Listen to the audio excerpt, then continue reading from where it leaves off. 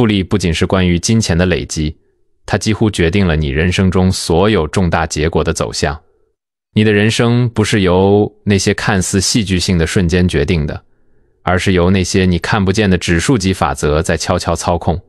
嘿，朋友们，我是纳瓦尔。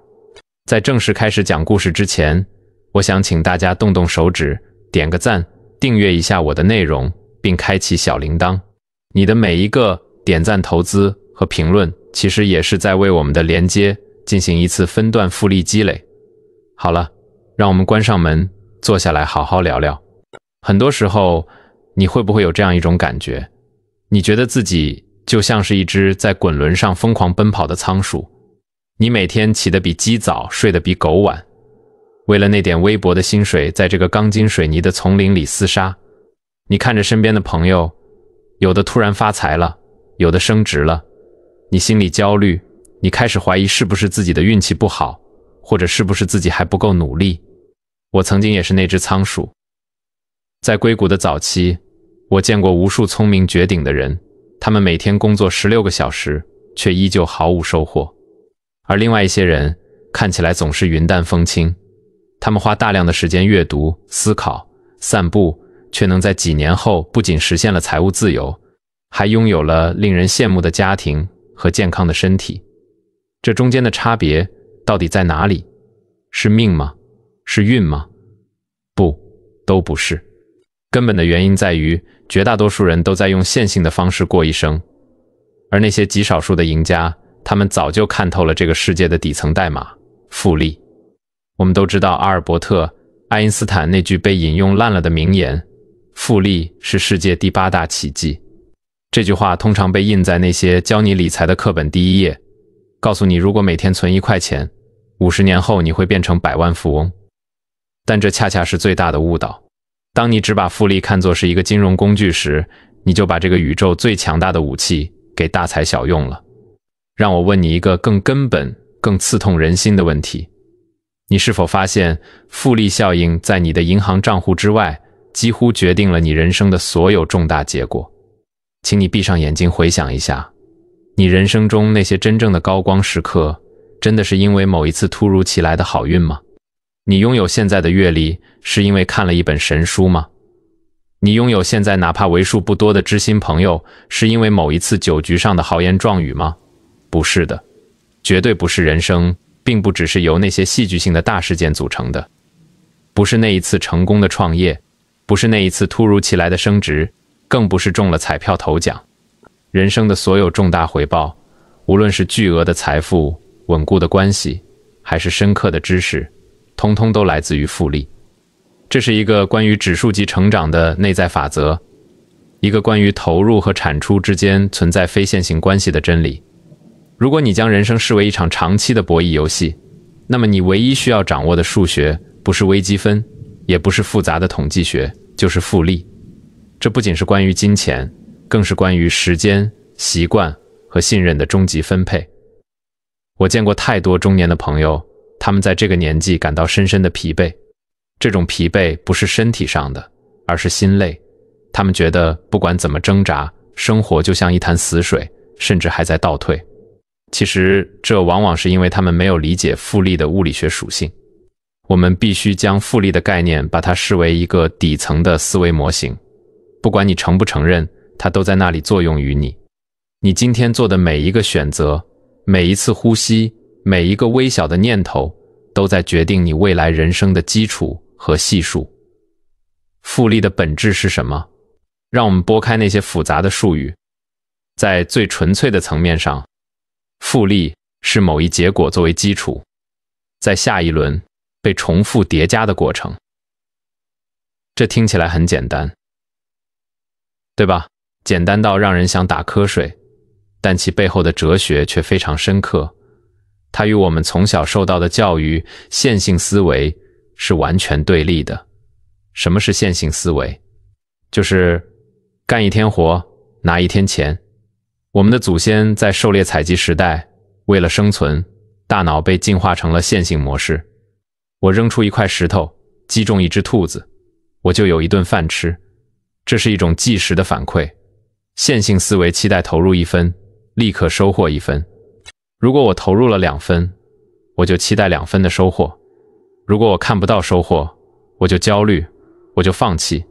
而复利思维则完全不同，他明白起步必定是微小的，甚至是无感的，甚至在很长一段时间里看起来像是完全没有回报。但只要时间足够长，只要你还在这个游戏里，它将会带来爆炸性的回报。这就像是一个关于荷花的故事。在一个池塘里，荷花的数量每天翻一番。如果荷花在第30天的时候会铺满整个池塘，那么在第29天的时候，池塘是什么样子的？是一半。那么在第10天或者第20天的时候呢？池塘里可能只有寥寥几朵荷花，甚至看起来空空荡荡、凄凄惨惨。大多数人的一生就困在了那看似空荡荡的前20天里。他们努力了，他们付出了，但是看看池塘，只有2、3朵花，于是他们绝望了。他们说，这玩意儿没用，我不干了。他们不知道，只要再坚持几天，甚至只要再坚持几个小时，那个拐点就会到来。这就是为什么我说要符合中老年朋友的口味，因为到了这个年纪，我们已经没有多少时间去浪费在试错上了。我们必须看清这个世界的真相，你不能再像年轻时那样靠蛮力去撞击生活的大门，你得学会用杠杆，用复利这个撬棍。我想给你们讲个故事，关于2个人的故事。为了方便叙述，我们叫他们老张和老李。老张是个典型的线性思维者，他非常勤奋，是那种公司里最受欢迎的老黄牛。每天早上8点到岗，晚上9点下班。他相信只要工时足够长，只要任务完成的足够多，老板就会看到，工资就会涨。他学东西也是这样，今天流行区块链，他去听个讲座；明天流行元宇宙，他去买本书。他看起来永远在忙，永远在路上。但是20年过去了，老张发现自己依然在原地打转。他的工资涨幅勉强跑赢通胀，他的身体因为长期劳累开始出现各种小毛病。他和家人的关系因为缺乏深度陪伴而变得疏远。他很困惑，我明明这么努力，为什么生活没有给我应有的回报？而老李呢，看起来有点懒，他不怎么加班，但他每天雷打不动地做几件事。每天早上，他会花半小时阅读那些经过时间检验的经典书籍，不是畅销书，是经典。每天晚上，他会花20分钟和家人深度聊天，不看手机。在工作上，他专注于一个细分的领域，哪怕这个领域一开始很冷门，他也坚持深耕，不断打磨自己的技能包。头几年，老李混得不如老张，老张甚至还嘲笑过老李，你整天看那些哲学书有什么用？能当饭吃吗？你钻那个牛角尖的技术有什么前途？老李总是笑笑，不说话。10年后，奇迹发生了，老李深耕的那个领域突然迎来了爆发，而他是这个领域里极其稀缺的专家。他的收入呈现了指数级的增长，不是翻倍，是10倍、100倍。更重要的是，他因为长期的阅读和思考，建立了一套完整的心智模型，能够从容应对各种危机。他和家人的关系，因为每一天那20分钟的复利存入，变得坚不可摧。老张看着老李，眼里满是羡慕和不解，他觉得老李运气真好，赶上了风口。但只有老李自己知道，这根本不是运气，这是复利。复利需要2大核心要素，缺一不可。如果你想在后半生翻盘，你必须死死记住这2点。第一，高频率的投入。很多朋友对复利有个误解，以为只要我把钱放在那里，或者把书买回来放在书架上，复利就会自动发生。错了，复利无法在有时候发生，它需要持续的、高频率的、看似微不足道的行动。你无法靠今年我要读完50本书的宏大决心来获得知识的复利。那种决心通常在买书的那一刻最高涨，然后随着快递拆开的那一刻迅速衰减，最后书本变成了盖泡面的工具。你只能靠每天阅读5页书的行为来达成。注意我的措辞，是行为，不是决心。人类心智的陷阱是我们过度重视短期的巨大的胜利，而忽视了长期的微小的累积。我们都被好莱坞电影洗脑了，以为成功都需要一个激昂的配乐，一个蒙太奇的剪辑，主角一夜之间就脱胎换骨了。我们都想一夜暴富，一夜成名，一夜学会一门新语言。我们看到别人在抖音上火了，就想着我也要拍个爆款。但现实是冷酷的，所有真实的可持续的成就都像是在一个极小的斜坡上推动一个巨大的石头，你必须每天都施加力量，即使石头看似纹丝不动。想象一下那个场景，你站在坡底，双手推着那块几吨重的巨石，你的汗水流进眼睛里，你的肌肉在颤抖，你的脚底在打滑。旁边的人走过，看你像个傻子一样推一块不动的石头，他们嘲笑你，或者劝你放弃。算了吧，这石头根本推不动，不如去旁边捡点芝麻。那个容易。这个时候是决定你命运的关键时刻。如果你停下来了，石头不仅不会动，还会因为重力滚下来，把你压扁。但如果你咬着牙，每天推一点，每天施加一点力，突然有一天，你会感觉到手下的石头松动了一下，那一刻就是复利的临界点。从那以后，石头开始滚动，起初很慢，然后越来越快，最后带着巨大的动能冲上山顶。哪怕你不再用力，它也会自动向前滚。这就是高频率投入的力量。它不要求你每一次都惊天动地，它只要求你永不缺席。不管是锻炼身体，还是陪伴家人，或者是学习一项新技能，每天10分钟，雷打不动，远比你周末突击这10个小时要有效得多。因为复利靠的是次数的叠加，而不是单次的强度。这就是为什么我说不要相信运气。运气是概率问题，而复利是物理问题。只要你动作到位，频率足够，物理法则一定会生效。这是复利的真正魔术发生之处，但也是无数英雄折戟沉沙的修罗场。复利不是线性的加法，它是指数的乘法。这意味着你需要在一个领域内坚持到足够长的时间，长到让你的成果能够反过来成为你下一个行动的基础。我在年轻的时候也是个急性子，我看准了一个项目，恨不得3个月就看到回报，半年就上市，1年就退休。现在的年轻人管这个叫搞快钱，我们那时候叫浮躁。但现实给了我狠狠的一记耳光。如果你不断的更换兴趣，去不断的换工作，不断的抛弃旧有的朋友和学习的领域，你就是在不断的重置你的复利计算器。这就像你在烧一壶水，你烧到50度，觉得太慢了，就把火关了，换了一壶水重新烧，再烧到50度，你又觉得这壶水怎么还没开，又换了一壶。你就这样忙忙碌碌了一辈子，烧了无数壶水，却连一口开水都没喝上。每换一次领域，你都回到了0点，开始新一轮的线性累积。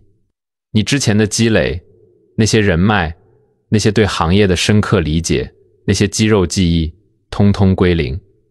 这就是为什么很多中年人感到恐慌的原因。他们发现自己虽然工作了20年，但其实只是把第1年的经验重复了20次。他们没有在任何一个领域积累出护城河。听我一句劝，老朋友们，财富的复利通常需要20年，关系的复利需要10年，知识的复利可能需要5年。而大多数人恰恰在临界点之前就放弃了。他们期待在3个月内看到指数级的成长，这是对复利本质的误解。真正的成长曲线在开始的90%的时间里，看起来都像是一条平坦的直线，这叫失望之谷。在这个谷底，你付出了巨大的努力，却看不到任何回报。你的账户余额没有变，你的能力似乎也没有质的飞跃。这时候，你的邻居、你的亲戚，甚至你自己内心的小声音都会跳出来告诉你，别傻了，放弃吧，这东西没用的。但是请你记住我今天说的话，那个看起来平坦的直线不是静止，那是扎根。复利不是一个事件，它是一个耐心的持续的过程。它不相信爆发力，它只相信持久力。那么复利效应在我们的日常生活中到底长什么样呢？它最直接的体现就在于我们的日常习惯。让我们来算一笔账，这可能是你这辈子算过的最重要的数学题。如果每天你都能比昨天进步1%，哪怕只是微不足道的一点点，多背一个单词，多做一个俯卧撑，多对家人笑一次，一年365天之后，你会变成什么样？数学公式告诉我们 1.01 的365次方约等于 37.8， 也就是说一年之后你将不是比今天好 365%， 而是好上37倍。这就是为什么有些人几年不见，你会觉得他简直换了一个人，脱胎换骨，让你高攀不起。反之，如果你每天只退步 1%， 每天偷懒一点点，每天多吃一口垃圾食品，每天少学一点东西，一年之后呢 0.99 的365次方约等于 0.03， 你几乎会归零，你会变成一个废人，无论是在健康上、财富上还是认知上。微小的习惯决定了你与成功之间的巨大差异。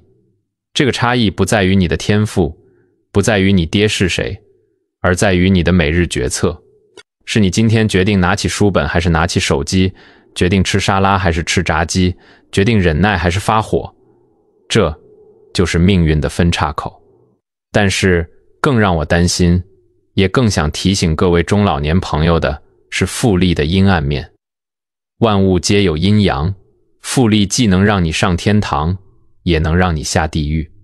我要严肃地警告你们，警惕负面复利。这是一种无意识的债务，是人生最隐蔽也最致命的陷阱。负面复利就是那些你无意识的、不以为然地采取的微小行动，他们在不知不觉中吞噬你的未来。你可能觉得我危言耸听，来，我们剖析几个例子。首先是注意力债务。现在这个时代，要想毁掉一个人太容易了，给他一部手机就够了。如果你每天多看10分钟短视频，多刷10分钟无意义的社群媒体，你可能觉得无所谓。哎呀，纳瓦尔，我就放松一下，才10分钟嘛。但这10分钟的碎片化、低质量信息，一年下来就是60多个小时，相当于你少活了整整3天3夜。更可怕的不是时间的流失，而是它训练了你的大脑去习惯低专注度。你的大脑像肌肉一样，是可以被训练的。如果你总是喂给它这种快餐式的刺激，它就会变得浮躁、浅薄，无法进行深度思考。这种对专注力的持续性腐蚀，会让你未来在处理复杂问题时生产效率大打折扣。当机会真正来临，需要你深度思考、运筹帷幄的时候，你会发现你的脑子已经锈住了，转不动了。这不就是很多中年人现在的状态吗？想学点新东西，坐不住；想看本书，翻2页就困。这就是常年负面复利的结果。其次是健康债务，这是我们这个年纪最输不起的东西。每天午餐后多吃一小块甜食，或者少走500步，甚至只是坐姿稍微歪一点点，这不会让你明天就生病，你明天照样能吃能喝，体检报告可能也没大问题。但经过10年，这种微不足道的热量盈余和运动不足，会累积成无法挽回的慢性健康债务。血管里的斑块、关节里的磨损、内脏里的脂肪，它们都在悄悄地复利。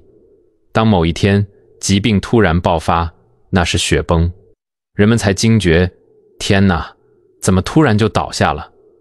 但事实上，没有什么是突然的。病痛在10年前就开始复利了。每一口多吃的糖，每一天懒得动的腿，都是你在向死神借的高利贷。而在我们这个年纪，死神开始催债了，这笔账你想赖是赖不掉的。最后，也是最让人痛心的，是关系债务。我们常说家和万事兴，但很多人的家庭关系却是一地鸡毛。为什么？因为你忽视了关系中的负面复利。对伴侣的一次小小的忽略，比如他跟你说话时你还在看手机；对同事的一次小小的承诺没兑现，比如说明天给文件，结果拖到了后天；对孩子的一次不耐烦的吼叫，你认为这些都不重要，过去了就过去了。但这些微小的失望和不信任，会像铁锈一样蔓延。每一次失望都在你们的关系账户里取走了一笔钱，直到有一天账户透支了。也许是因为一件小事，比如一双袜子没洗，或者晚饭咸了点儿，你们爆发了激烈的争吵，甚至导致了离婚或决裂。你很委屈，至于吗？就为了这点小事？至于，因为这不是小事，这是压死骆驼的最后一根稻草。这是一段稳固的关系在经历了长期的负面复利侵蚀后，在某个临界事件中的必然崩塌。我们必须将这些无意识的小习惯视为每日的高利贷。你要像躲避瘟疫一样躲避它们，要像还房贷一样，每天去消除这些负面影响。好了，说了这么多沉重的话题，并不是为了吓唬大家，而是因为只有看清了陷阱，我们才能绕过去。那么，既然负面复利这么可怕，正面复利又是如何带我们起飞的呢？正面复利是机会，是特定知识的积累。很多朋友问我，纳瓦尔，我也想努力，但我不知道该往哪个方向努力。我去送外卖能产生复利吗？我去开滴滴能产生复利吗？我的回答很直白，不能。那些都是线性工作，手停口停。正面的习惯复利是建立长期个人优势的唯一途径。我们必须专注于你的每日决策，而非年度目标。我经常跟年轻人说，不要给我看你的5年计划，那大概率是废纸。给我看你今天的日程表。你的目标可能是5年内财务自由，但你的每日决策应该是今天必须完成4小时深度工作。在这4小时里，你要积累的是特定知识。这是我思想体系里非常关键的一个概念，请大家竖起耳朵听好了。我一直强调，特定知识是创造财富的关键。这是一种无法被训练、无法被外包、无法被自动化的知识。如果不理解这一点，你就会陷入无休止的内卷。什么叫无法被训练？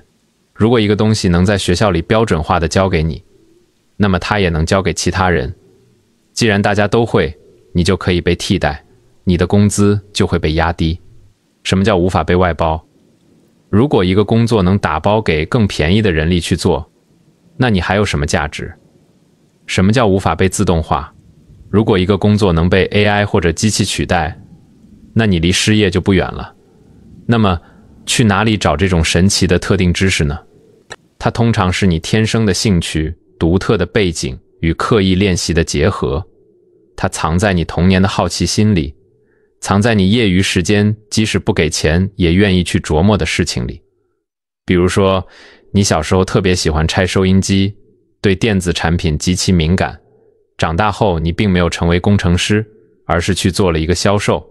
表面看，你离兴趣很远，但是如果你能把你对电子产品的深刻理解、兴趣，加上你做销售磨练出来的沟通能力、技能，再加上你在这个行业里积累的人脉背景，这3者结合，你就成了最懂电子产品的销售专家。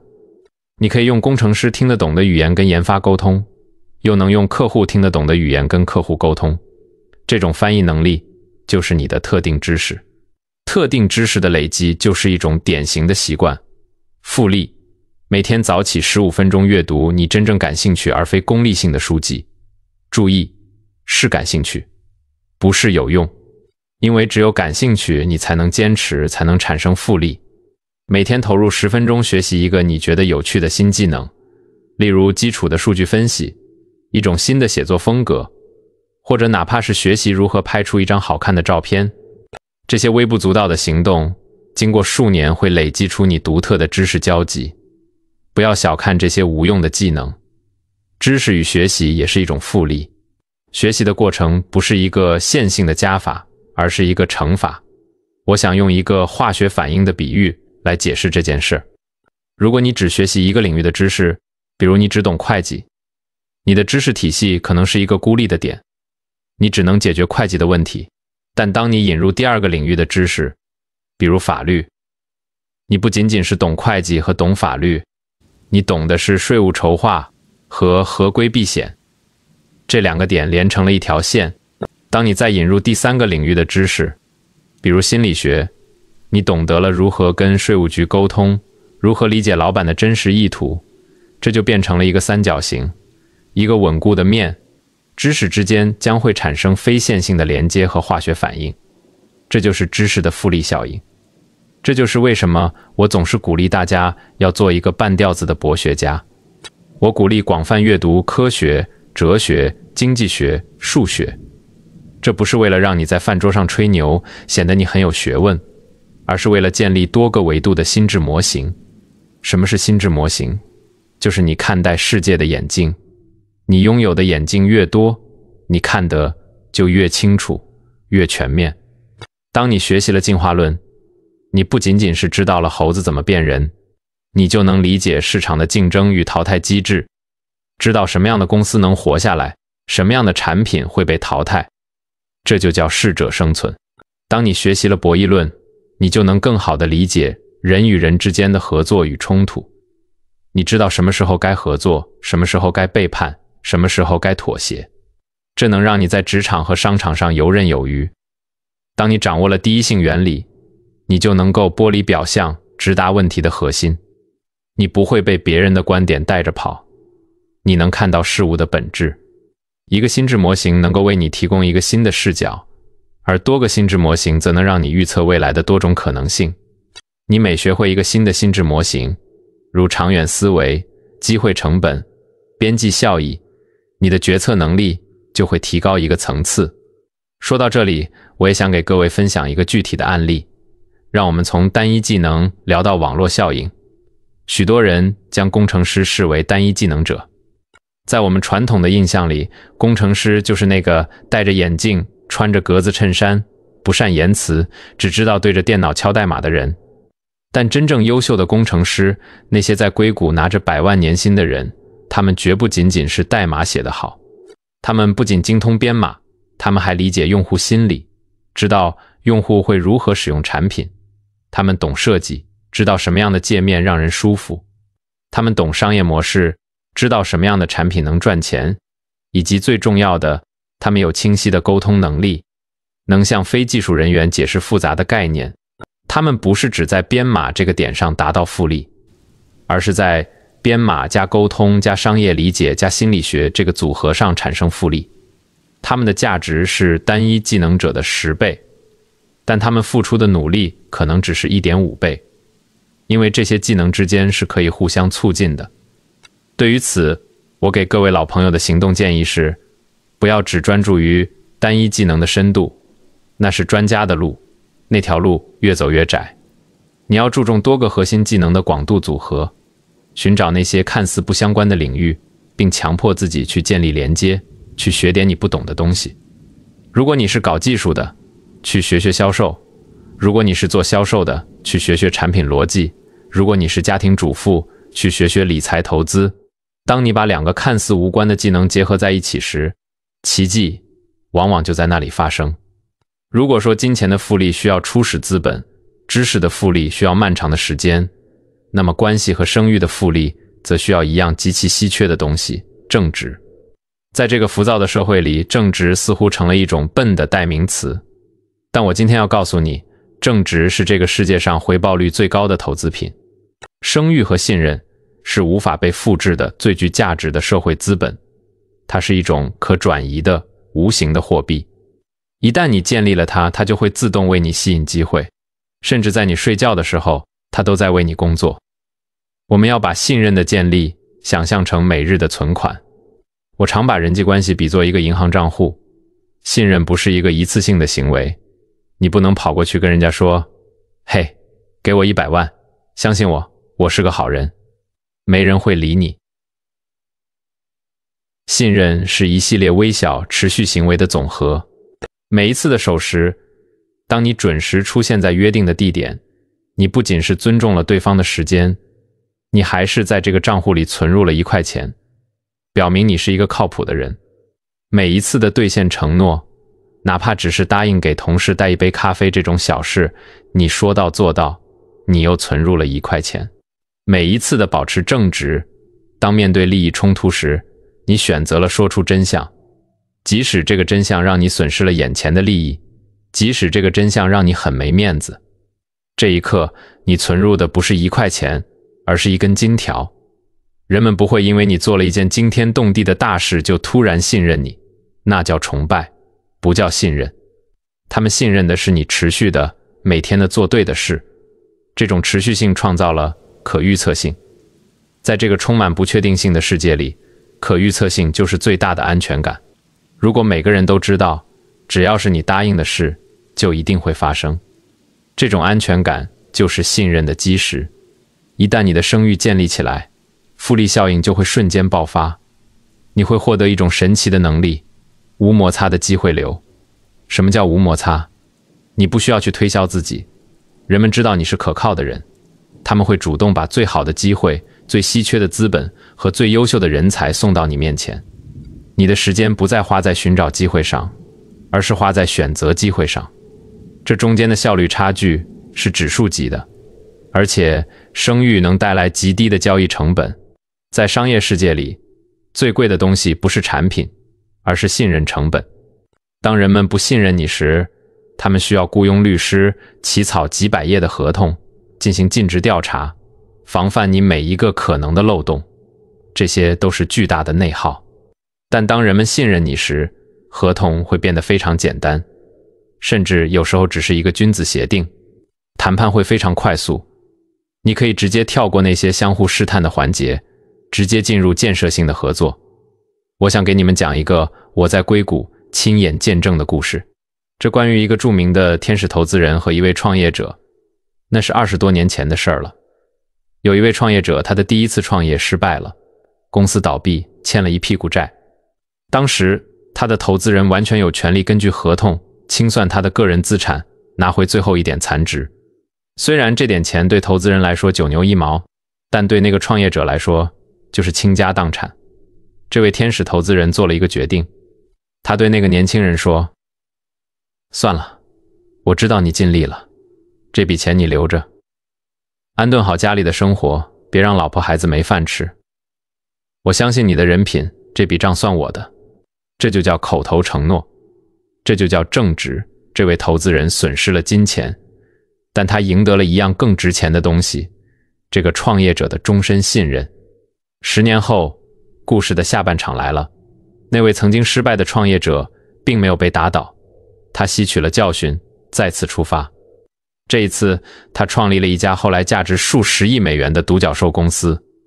当他在做 A 轮融资的时候，全世界顶级的风投机构都挤破了头想送钱给他，但他把最宝贵的额度第一时间留给了当初那位天使投资人，而且估值给得非常低，几乎就是送钱。他说，因为在他身上，我看到了什么是真正的人，把钱交给他，我放心。这就是声誉的复利。一笔10年前看似亏本的诚信存款，在10年后带来了数千倍的投资回报。这比任何股票、任何房产的收益都要高。它更是一种无形的背书。你的声誉成为了一个品牌，你为任何事物背书，那个事物的价值就会立即增加。但是，朋友们，这里有一个巨大的悬崖，负面复利在关系上体现得尤为残酷。如果说信任的建立是爬楼梯，那么信任的崩塌就是坐电梯，而且是断了缆绳的电梯。信任的崩塌往往是指数级的，一次说谎，一次失信带来的损失将是难以弥补的，它会像复利一样迅速腐蚀你过去所有的努力。人类的大脑有一种机制，叫做证实偏差。一旦你在某件大事上撒了谎，人们不会只记得你做错了这一次，他们会像侦探一样重新审视你过去所有的行为，并以怀疑的眼光重新解释他们。哦，难怪他3年前那次迟到了，肯定也是在骗我。难怪他上次那个项目没做成，估计也是他在搞鬼。一个错误的行为可以抹去10年的信任累积。所以在关系的复利中，你的损失厌恶必须远远大于你的潜在收益。你必须不惜一切代价保护你的正直和声誉，哪怕真的做不到，也要提前告知，诚恳道歉，并承担责任，这叫止损。好了，我们的旅程即将到达终点。我想最后做一个深度的总结。我们谈了金钱，谈了知识，谈了关系。但复利效应的真正秘密其实不在外面，而在你里面。复利的最高境界是将你的身份与行动绑定。什么意思？很多人坚持不下去，是因为他们一直在用意志力跟自己打架。我要努力读书，潜台词是我其实不喜欢读书，但我必须读。我要努力诚实，潜台词是如果有机会，我其实想撒个谎，但我不敢。这种依靠意志力的行为是不可持续的，也产生不了复利。真正的复利发生在你改变身份认同的那一刻。你不再告诉自己我是一个正在尝试戒烟的人，而是告诉自己我不抽烟，我是一个健康的人。你不再是一个正在努力学习的人，你就是一个热爱学习的人。你不再是一个偶尔诚实的人，你就是一个诚信正直的人。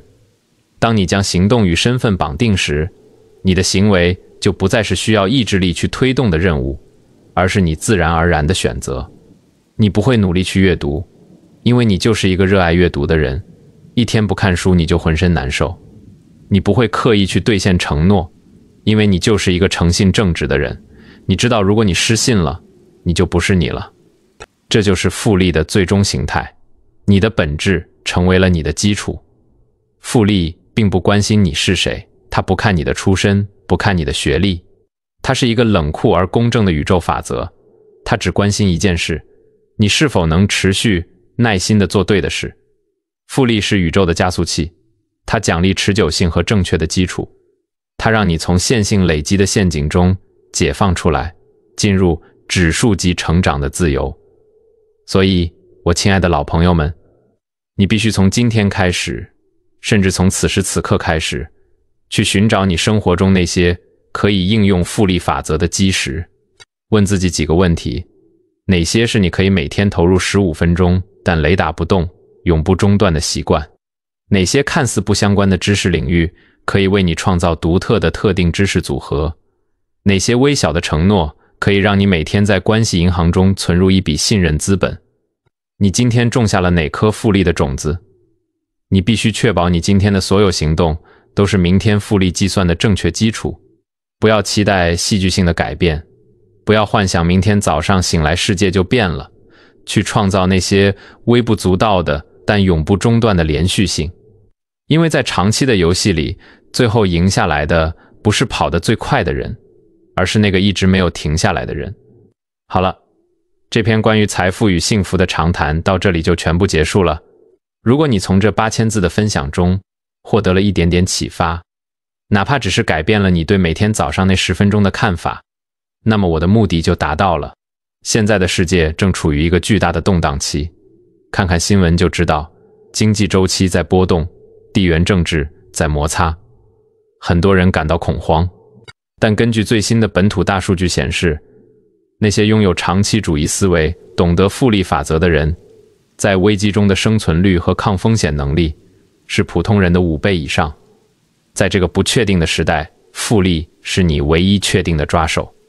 如果你想在这个喧嚣的世界里继续听到清醒的声音，如果你想和我们一起践行这套财富与幸福的法则，请务必动动你的手指，给这篇文章点个赞，这会帮助算法把它推荐给更多需要觉醒的人。订阅我的频道，并一定要开启那个小铃铛，这样每当我有新的思考，你都能第一时间收到，不会错过任何一次认知的升级。让我们一起在时间的河流里做那个耐心的垂钓者。我是纳瓦尔，期待在下一期内容中与更优秀的你重逢。我们下期见。